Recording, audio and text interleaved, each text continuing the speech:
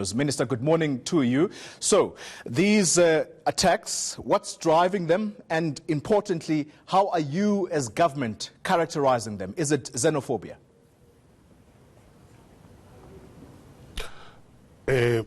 First of all, we can't say it's xenophobia, but there are criminal elements who are taking advantage of the situation.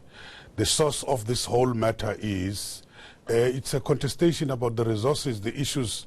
I mean, when you're faced with very high unemployment and people tend to think that others are taking their employment. But the major issue here is there are employers who are running away from implementing the labor legislation of this particular country, who are violating all those labor legislations and resort to or preferring to employing the foreigners, some of them 100% in their companies, the foreign nationals, at the expense of the locals. And because they see them as cheap labor, they see them as very desperate, who would be able to take anything, any amount which they are offering, which is below the minimum wage. So some of the employers are responsible for what we are seeing. But also, there are criminal elements within the trucking or the truck drivers who are taking advantage of this particular situation. And we've been told that some of them are business people, some of them are working in the taxi industry. All right, Minister, let me interrupt you there. Of this particular situation. Let me interrupt you there. I'm going to ask you on the outcomes of that meeting that you held with your counterparts at Home Affairs and Police. Let's stick with the theme of the hunger and joblessness that you say is driving a part of what we are seeing around Gauteng. Is it also, though, not your failure as Minister of Labour? You were at NEDLEC just a few weeks ago admitting there that nothing had been done to implement the commitments that were made at the jobs and investment summits, and that you were distracted by the elections, the election campaign. I think it's not correct to say we have not done anything. There have been a number of the initiatives which have been done. Number of initiatives have been done. I mean, if you look at what the president has done in terms of, because the issue of employment is linked to economic growth. If the economy does not grow, we are not going to be able to have jobs. So there are various initiatives which government has come up with, the various stimulus packages, the various initiatives on youth employment which have been put together. But it's a fact that things have not gone fast as they were planned. That is a fact. But something is happening in relation to that. We have not said nothing has been done, Tolly. Minister, let's talk about the police. You were in that meeting with the Home Affairs and Police Minister.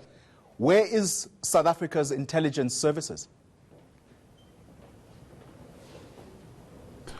The intelligence services, the crime intelligence is always there. They've been able to detect a number of activities. As we speak today, there are reports which are very positive. A number of people have been arrested. For instance, in KZN, 22 people were arrested, were involved in all these burnings. If you're talking about the road to Richards Bay, 11 people were arrested because they blocked the road and were able to, in some of the areas, to get 4 drivers who had petrol bombs and illegal guns. So people are getting arrested in some of the areas. But of course, it might not be as we want it, because criminals always have their own tricks. Minister. So all we're trying to say is the operation has started to the visibility of the police. You can see that it has been intensified in the hotspot areas. Minister, the looting spree is fanning out. Again, I ask, where is the country's intelligence services to detect and stem this lawlessness? And I am saying it is there. They are able to pick up some of the information. They are not able to pick all the information. And in order for us to be effective, we have to work with the communities. We have to work with our communities, because you can't just say we are going to rely on the security services. We have to rely on our communities who can be able also to report some of the cases. It can't just be the police. And we have said, in the areas which are the hotspots, we have increased. Your Home Affairs counterpart, Minister, what's happening on our borders? They are porous. That's what has been the story. That's a fact. Something is being done, but a fact is also these borders will remain porous. They've been porous even before, because you need personnel, you need a lot of personnel.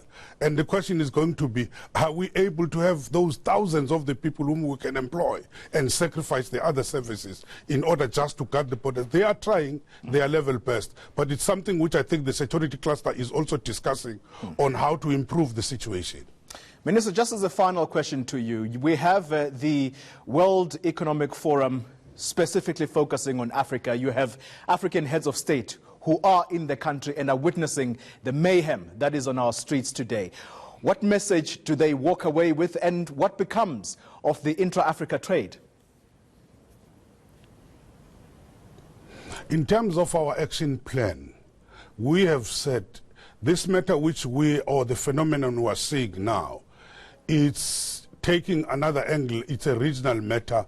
Would need the International Relations Department to lead us so that we can be able to interact with our counterparts in the SADC region and talk about joint strategies on how we're going to deal with this particular. It's not a simple matter. It's a very complex matter. And we hope that as we are interacting with our counterparts, we are going to be able to find the solution.